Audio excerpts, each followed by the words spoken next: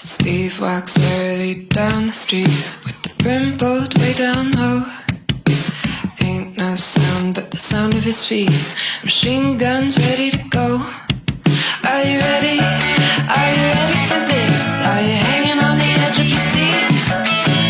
Out of the doorway the bullets rip to the sound of the beat.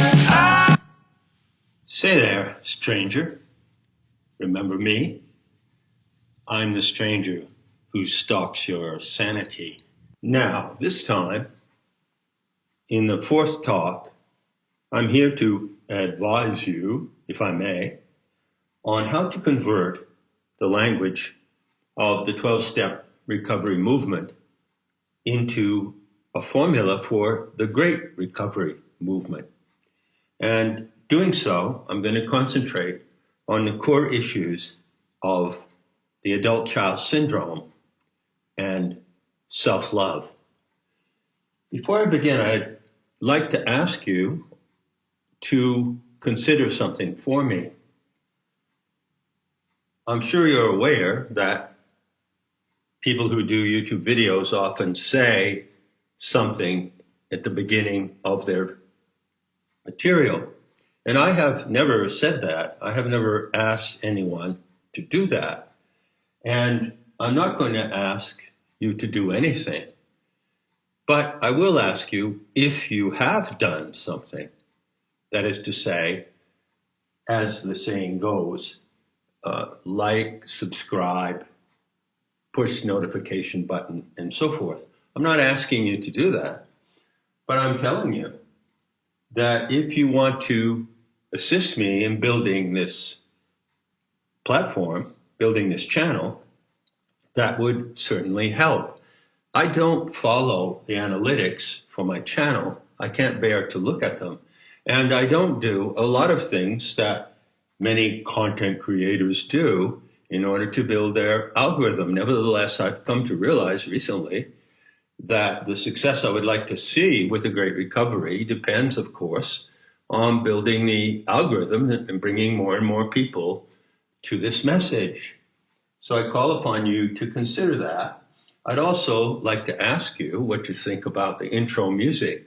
I think it's a bit harsh. I like it. It's 40 seconds long, which may be too long. Let me know if it's too long. I like the song. I like the beat. I have a preference for another song, and that would be The Hawk, which is sung by Richie Havens. And the lyrics were written by Chris Christopherson. And you'll find a link to that song in the description that goes directly to the page on Planetary Tantra in Nematta. So I have a preference for The Hawk. The lyrics are really pertinent to the Great Recovery and the adult child. But I don't know if you know this or not, but the costs and complications of getting a license for a few seconds of material like that can be pretty extensive, and I haven't brought myself to the point of doing that yet. Final comment I want to make before I begin is about what I said about crosstalk in the recovery movement. I said that I wanted to apply the same rule here, but I might have misspoken.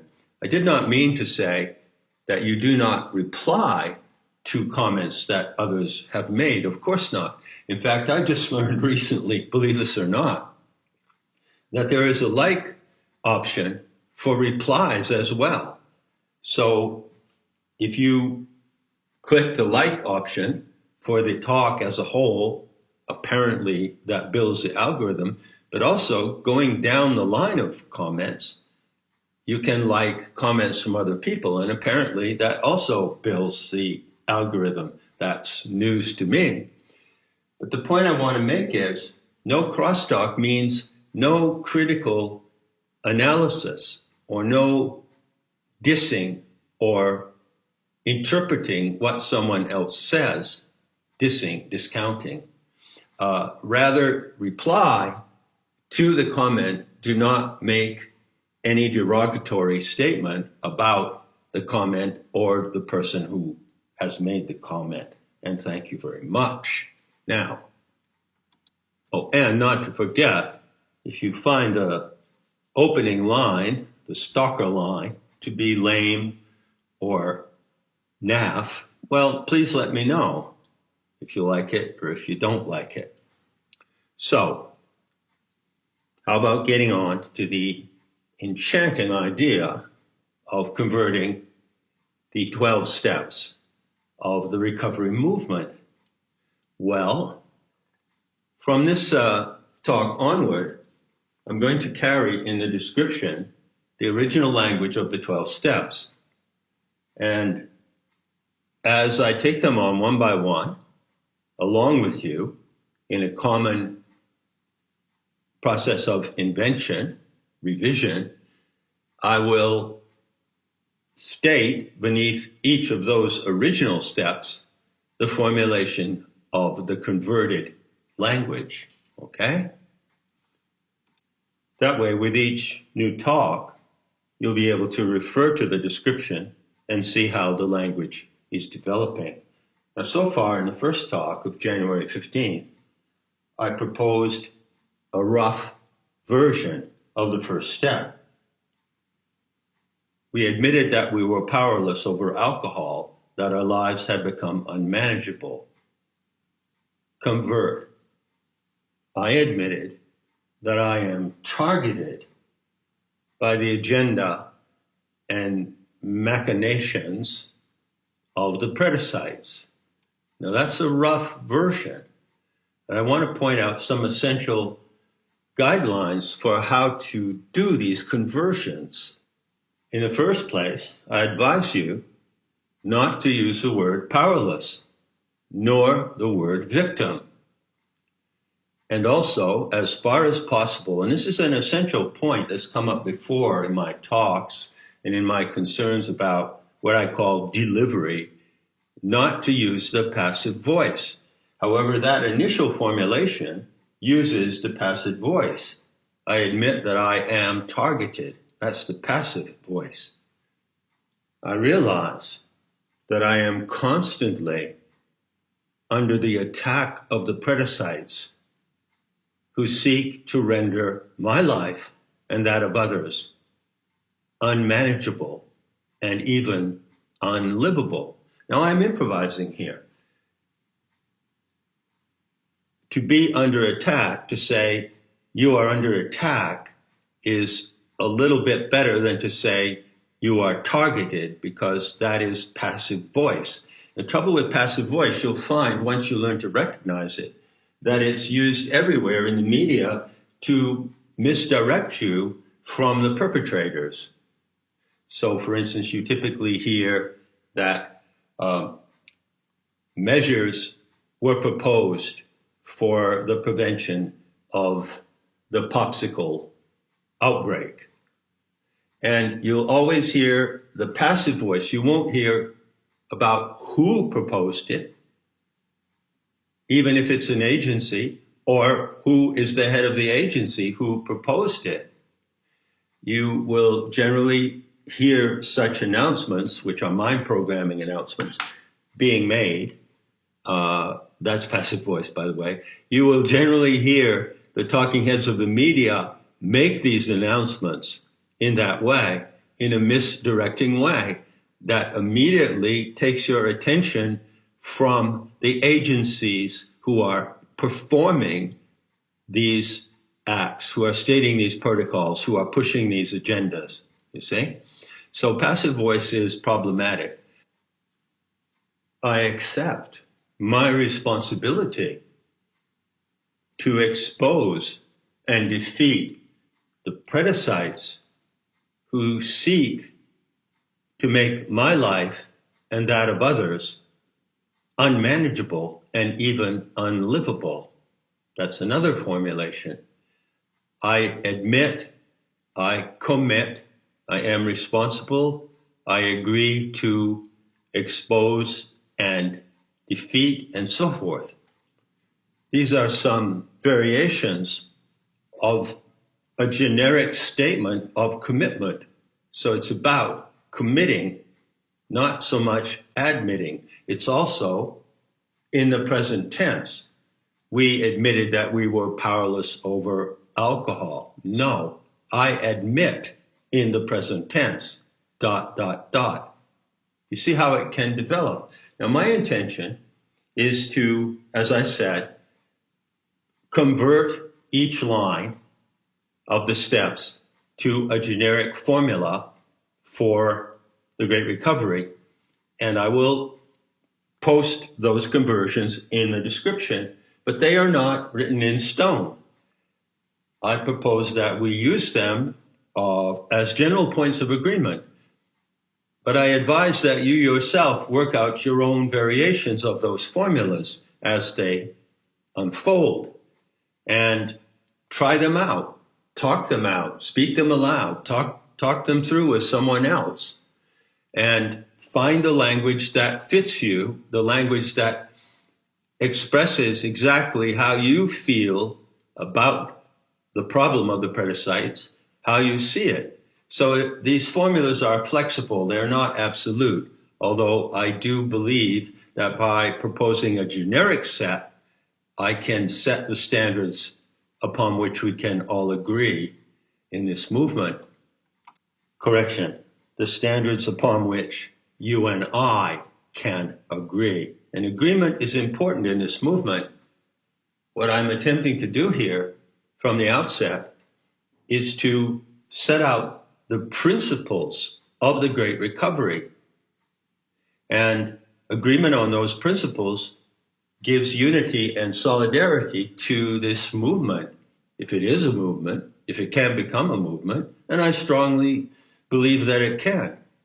And then, of course, everyone has their own diverse opinions on various topics, and that's fine.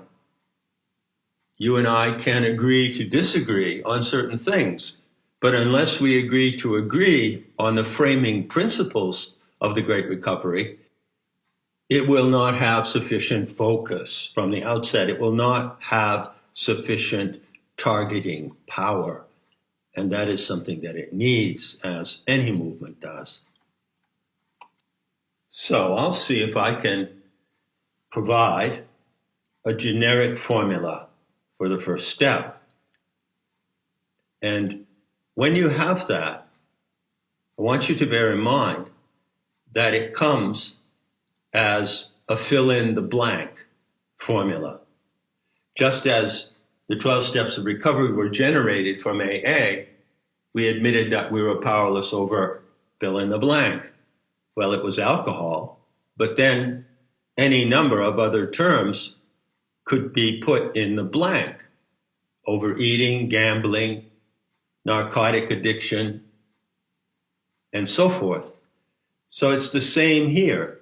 The formula needs an initial generic proposition and variations, various iterations of the main proposition unfold as the movement unfolds. For example, I admit that I am prone to addiction to social media. Again, that's almost passive voice. I want to avoid passive voice because it lends itself very strongly to victim language. The words victim and powerless do not occur in any variations of these formulas. And as you go through this process, if you choose to go along with me, talk it out, have conversation with yourself or with someone else. As you go through it, you'll realize that the very act of bringing into language these expressions of the situation today from which you and I can recover, bringing into language exactly what you and I are recovering from is in itself a powerful act of recovery. Here's another shot. Maybe this is it. I agree to my unique responsibility to expose and defeat the attack of the predasites, which aims to render my life and that of others, unmanageable, and even unlivable. Full stop. Let's say that's the generic formula.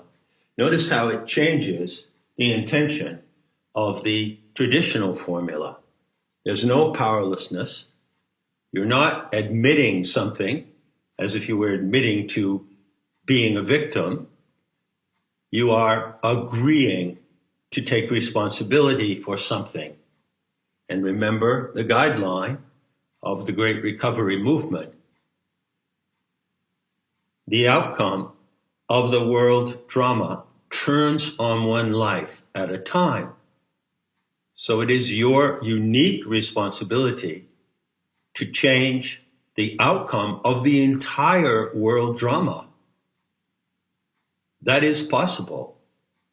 That is the intention shared by everyone who participates in the Great Recovery. Is that all clear so far? Enough said for now.